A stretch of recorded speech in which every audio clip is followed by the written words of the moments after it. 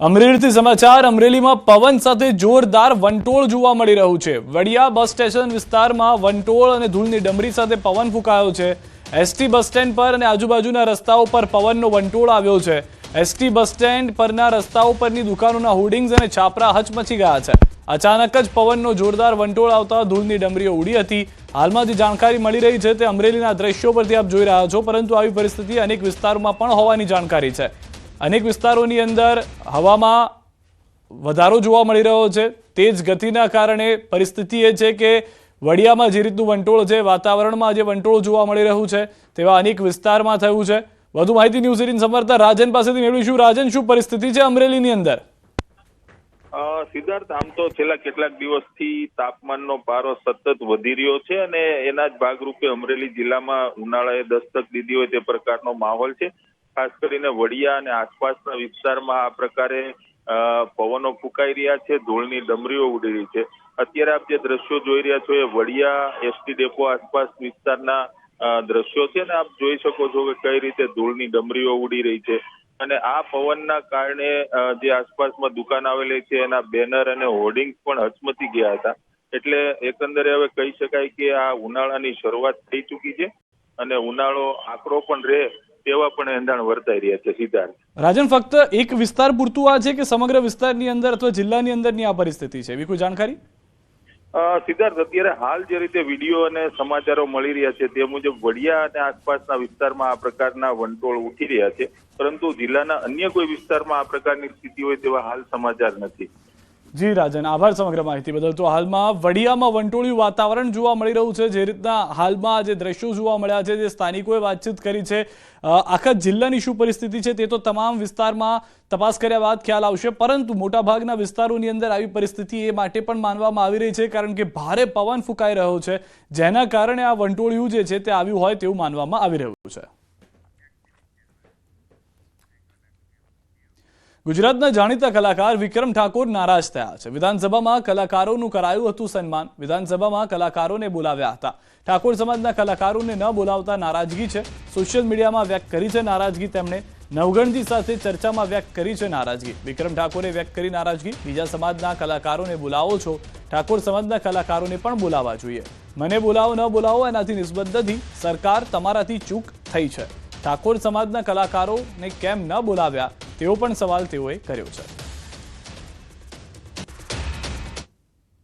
કલાકારોને એમણે બોલાવ્યા અને બહુ સારા સારા કલાકારો, દરેક સમાજના કલાકાર બહુ મોટા મોટા કલાકારો છે અને બોલાવ્યા બહુ સારી વસ્તુ કહેવાય અને બહુ એ લોકોનું જે અભિવાદન કર્યું, સ્વાગત કર્યું, બહુ સારી વસ્તુ કહેવાય, કેમ કે બહુ સારા મોટા મોટા કલાકારો છે જ। એટલે મને દુઃખ એ થયું કે ભાઈ ચલો મને બોલાવે ના બોલાય એની વાત નથી, પણ મારા ઠાકોર સમાજના, ક્ષત્રિય સમાજના ઘણા બધા કલાકારો એવા છે, બહુ સારા સંતવાણી પણ કરે છે, સારું ભજનો પણ ગાય છે, સારું સાહિત્ય પણ કરે છે। ઘણા બધા કલાકારો એવા છે કે જે સારા લેવલ પર છે। મારી વાત તો ચલો ભાઈ બધાને ખબર જ છે, એ ઠીક વાત છે, પણ મને પણ દુઃખ થયું કે મારા ઠાકોર સમાજના કોઈ બી એક કલાકારને બોલાવ્યા હોય તો સારું લાગે, પણ એમણે જે કર્યું, હું તો નગણજી એટલું જ કહીશ કે આપણા સમાજના નેતાઓ પણ ઘણા બધા છે, બહુ આપણા સમાજના નેતાઓ, તો એ નેતાઓ બી આનો વિરોધ ઉઠાવવો જોઈએ, રજૂઆત કરવી જોઈએ કે આવું ના ચાલે એમ। મને હમણાં એક પત્રકાર મિત્રનો ફોન આવ્યો હતો, મને કે તમે તો ગુજરાતના સુપરસ્ટાર છો, લોકો તમને ગુજરાતના સુપરસ્ટાર માનો છો, તમને કેમ ના બોલાયા? મેં કીધું એ લોકો નહીં માનતા હોય, મારા ચાહકો મને માને છે ને બહુ છે।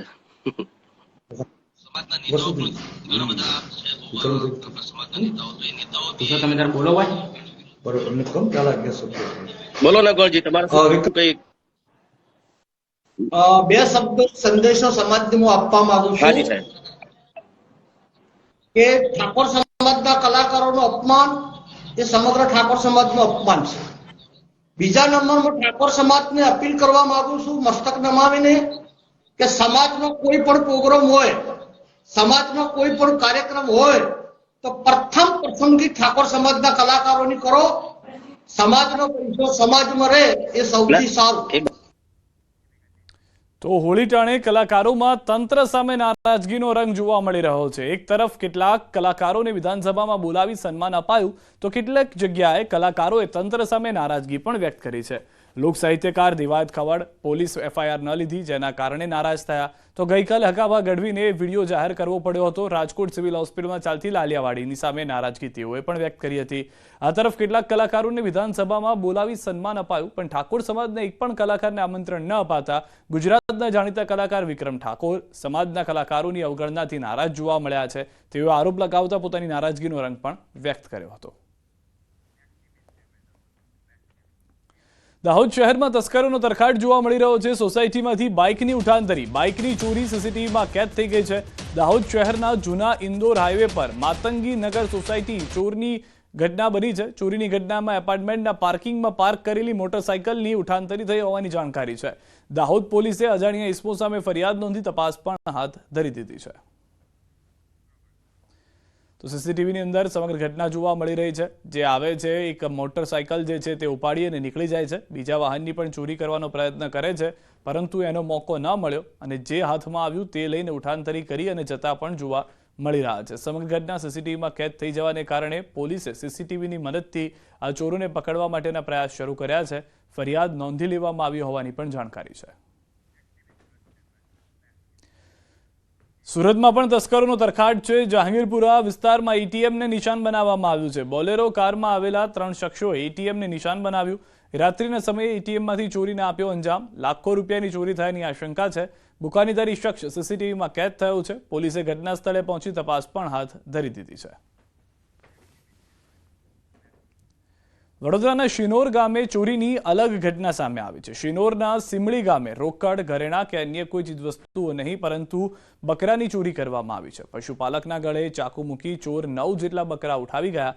કાર લઈને આવેલા 4 જેટલા બકરા ચોરો 9 બકરા ઉઠાવી ગયા છે। તેરસાથી સિમળી જવાના રસ્તા પર આવેલા નર્મદા કેનાલના નાળા પાસે ઘટના બની છે। સમગ્ર મામલે પશુપાલકોએ પોલીસને જાણ કરી। ધોળા દિવસે બકરા ચોરો આશરે 80 થી 90 હજારની કિંમતના બકરા ઉઠાવી જતા લોકોમાં ફફડાટ જોવા મળ્યો। જે મામલે પોલીસે તપાસ હાથ ધરી। आई गई भाई टप्पू बताई बवरियानो होता है फटाफट बकरा भरो मांडो घरा पर टप्पू मूक्યું। ये मारा मामा बकरा चारवा ગયા હતા કેનાલે। ત્યાં 4 જણા આયા ગાડી લઈને એટલે ઘરા પર છરો મૂકી દીધો।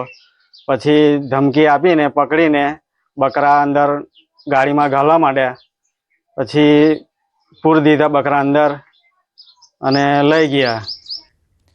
પવિત્ર યાત્રાધામ દ્વારકામાં હોળી ધૂળેટીના ફૂલડોલ ઉત્સવમાં લાખો શ્રદ્ધાળુઓ દ્વારકા ઉમટ્યા હતા। લોકોની ભીડનો લાભ ઉઠાવીને ગઠિયાઓએ મોબાઈલની ચોરી કરી હતી અને રોકડની પણ ચોરી કરી હતી। દ્વારકામાં સક્રિય થયેલી ગેંગને પોલીસે પકડી પાડી છે।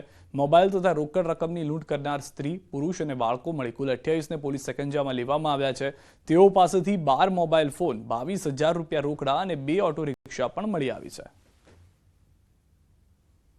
આ 5 સિવાયના ટોટલ 23 આરોપીઓ છે જેમાં મહિલાઓ પણ છે બાળકો પણ છે અને આ એડલ્ટ મેલ્સ પણ બધા ચોરીના ગુનામાં સામેલ હતા।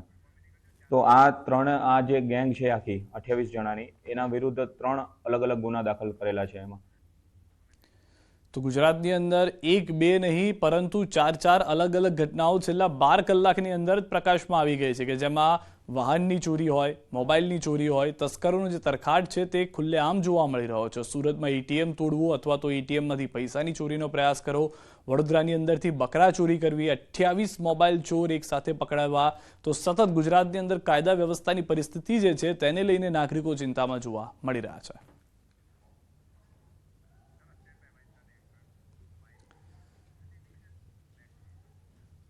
અમદાવાદના વાડજ અને રાણીપ વિસ્તારમાં સિનિયર સિટીઝનને ટાર્ગેટ કરતી મહિલાની પોલીસે ધરપકડ કરી છે।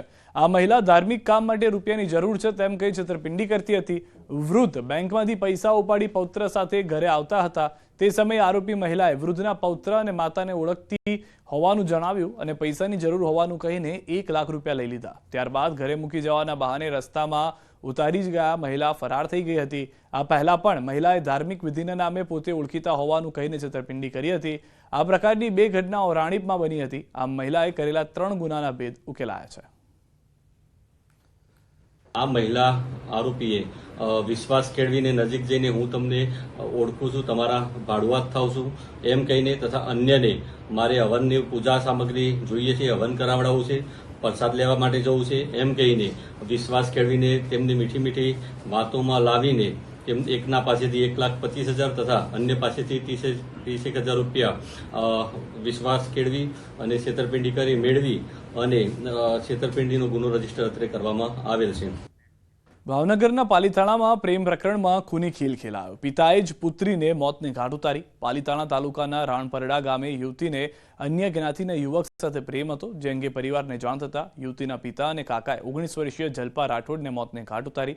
પિતાએ પોતાના ભાઈની મદદથી યુવતીનું ગળું દબાવી હત્યા કરી. બાદમાં કોઈને જાણ કર્યા વગર જ દીકરીના અંતિમ સંસ્કાર કરી દીધા અને તમામ પુરાવાઓનો નાશ કરી દીધો. સમગ્ર મામલે પોલીસે યુવતીના પિતા તેમજ કાકાની ધરપકડ કરી વધુ કાર્યવાહી હાથ ધરી. તેમની દીકરી જલ્પાબેન દીપકભાઈ રાઠોડ છે, તેઓનું ગળું દબાવી તેમની હત્યા કરવામાં આવેલ હતી. સદરુ બાદ તેઓ દ્વારા તેમના ભાઈ લાલજીભાઈ ધીરુભાઈ રાઠોડ કે જે મરણ જનારના કાકા થાય છે, તેઓ 2 જણા ભેગા મળી અને સદરુ ડેડ બોડી છે તેને રાણપાડાના સ્મશાનમાં લઈ તેની ડેડ બોડીને સળગાવી અને પુરાવાનો નાશ કરેલો હતો. સુરતની કીમ નદીમાં માછલીઓના મોત પાનસરા નજીકની નદીમાં થયા હોવાની જાણકારી છે. પાનસરા નજીકની નદીમાં માછલીઓના મોત. સંખ્યાબંધ માછલીઓ મૃત હાલતમાં દેખાય. કોઈ કંપનીમાંથી દૂષિત પાણી અથવા ઝેરી કેમિકલ છોડાયાની આશંકા છે. સુરત જિલ્લા જીપીસીબી વિભાગ નિંદ્રાહીન હોવાનો ફરી એક વખતનો આ પુરાવો છે. અનેક ફરિયાદો કરવા છતાં જીપીસીબી વિભાગની કોઈ કાર્યવાહી જોવા નથી મળી રહી. તો કીમ નદીમાં આ પરિસ્થિતિનું નિર્માણ થયું છે. સ્વાભાવિક રીતે માછલીઓ એમનેમ તો મરે નહીં, એટલે કે જે દૂષિત પાણી છે તે તેનું મુખ્ય કારણ છે. પરંતુ આ દૂષિત કઈ રીતે થઈ રહ્યું છે પાણી, તો એ સ્પષ્ટ છે કે આસપાસની જે ફેક્ટરી છે તેમાંથી છોડવામાં આવી રહેલું કેમિકલ મુખ્ય કારણ છે. સુરેન્દ્રનગરથી સમાચાર. લખતર કડુ વિસ્તારમાં આગ લાગી છે. 350 વીઘા જમીનમાં આગ લાગી છે. જમીનમાં રહેલું સૂકું ઘાસ, બાવળો બળીને ખાખ થઈ ગયા છે. ગેથળા હનુમાનજી મંદિર સામે અંદાજે 350થી વધુ વીઘા વીડની જમીનમાં આગ લાગી છે. આગને કારણે વીડની જમીનમાં રહેલું સૂકું ઘાસ, બાવળો સહિતનો જથ્થો બળીને ખાખ થઈ જતા નુકસાન થયું છે. લખતર મામલતદાર, નાયબ મામલતદાર સહિતના અધિકારીઓને જાણ થતાં ઘટના સ્થળે પહોંચી વધુ કામગીરી હાથ ધરવામાં આવી છે. અરવલ્લીથી સમાચાર. ઘઉંના ખેતરમાં આગ લાગી છે. વીજ લાઇનનો વાયર તૂટતા આગ લાગી છે. 4 વીઘા ઘઉંનો પાક આગમાં હવાલે થઈ ગયો છે. માલપુરના અણિયા કંપા બની છે ઘટના. ખેડૂતોએ ટ્રેક્ટર દોડાવીને આગ કાબૂમાં લીધી. ખેડૂતનો મહામૂલો પાક આગમાં હોમાઈ જતા મોટું નુકસાન થયું છે. દ્રશ્યો પણ આપ જોઈ રહ્યા છો. અણિયાર કંપા બની છે આ ઘટના. જે 4 વીઘા ઘઉંનો પાક છે તે આગના હવાલે થઈ ગયો છે. મોટું નુકસાન થયું છે. આસપાસથી લોકો આવ્યા હતા, પરંતુ વીજ લાઇનનો વાયર તૂટતા આગ એટલી ઝડપથી પ્રસરી ગઈ કે લોકોની મદદ લેવામાં આવવા છતાં આગ પર કાબુ મેળવવામાં સમયસર સફળતા ન મળી, જેના કારણે મોટું નુકસાન ખેડૂતને થવાનો વારો આવ્યો છે. તો અરવલ્લીમાં હોળીના દિવસે ડુંગર પર આગ લાગી છે. શામળાજી પાસે રાજસ્થાન બોર્ડર વિસ્તારમાં આગ લાગી છે. ડુંગર વિસ્તારમાં વિકરાળ આગ જોવા મળી રહી છે. શામળાજી ઉદયપુર હાઈવે પર ગોટે ગોટા દેખાયા. ડુંગર વિસ્તારની વનરાજી બળીને ખાખ થઈ ગઈ છે. હોળી સમયે બનતી હોય છે આગની ઘટના, ત્યારે આ ફરી એક વખત આગની ઘટના જોવા મળી રહી છે. તો અરવલ્લીની અંદર જ આ 2 દ્રશ્યો અમે આપને બતાવીશું કે જ્યાં આગળ આગની ઘટના જોવા મળી રહી છે. એક તરફ શામળાજી પાસે રાજસ્થાન બોર્ડર વિસ્તારમાં આગની ઘટના છે, બીજી તરફ એક ખેડૂતને પણ 4 વીઘા જમીનમાં નુકસાની સહન કરવાનો વારો આવ્યો છે. અને ત્રીજા દ્રશ્યો સુરેન્દ્રનગરના છે કે જ્યાં પણ આગની ઘટના ઘટી છે. આખું જે 350 વીઘા જમીન છે તે આગના હવાલે થઈ ગઈ છે અને ખેડૂતને આ તરફ અરવલ્લીમાં નુકસાની વેઠવાનો વારો આવ્યો છે.